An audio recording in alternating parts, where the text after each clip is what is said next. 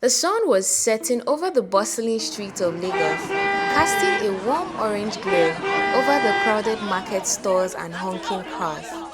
Amidst the chaos, two young lovers, Neoma and Nonso, sat together on a bench, watching the world go by. Neoma, a beautiful Igbo girl with a long dark hair and bright brown eyes, was a student at the University of Lagos. Nonso, a handsome Yoruba boy with a charming smile and a quick wit, was a young entrepreneur trying to make a name for himself in the city's competitive business world.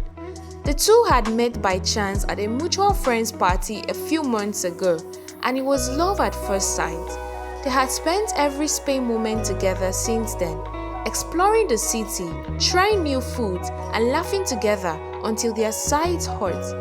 As they sat on the bench, Neoma turned to Nonso and smiled. "I'm so happy when I'm with you," she said, her voice barely above a whisper. Nonso's face lit up with a smile. "I feel the same way, my love," he replied, taking her hand in his. "You make me feel like I can conquer the world." Neoma giggled and leaned her head on his shoulder. "You're already a conqueror in my eyes," she said, her voice filled with admiration. As the sun dipped below the horizon, casting the city in a warm golden light, Nonso turned to Neoma and said, "I have a surprise for you." Neoma's eyes sparkled with excitement. "What is it?" she asked, her voice barely containing her anticipation. Nonso smiled mischievously. "Come with me and see," he said, standing up and pulling her to her feet. He led her through the winding streets of Lagos, past street vendors selling everything from fresh fruit to knock-off designer clothes.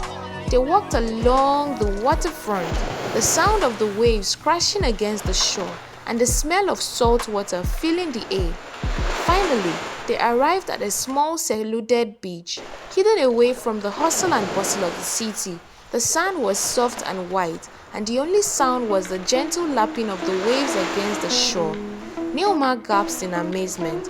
"This is beautiful," she said, her eyes shining with wonder. Nonso smiled and took her hand. "I'm glad you liked it," he said, leading her to a small candlelit table setup on the bench. "I wanted to do something special for you, something to show you how much you mean to me." Neoma's heart melted at the sight of the table, set with fine china and delicious-looking meal. "You didn't have to do all this," she said, her voice filled with emotion. Nonso smiled and pulled out her chair. "I wanted to," he said, his eyes shining with love. "I want to make you happy, Neoma. I want to spend the rest of my life making you happy."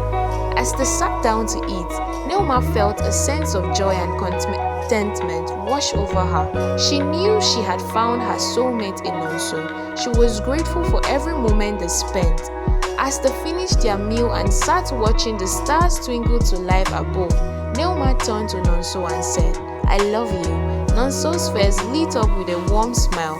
"I love you too, my darling," he replied, taking her hands in his forever and always. And as they sat there, wrapped in each other's arms, watching the stars shine down on them, Neoma knew that their love would last a lifetime.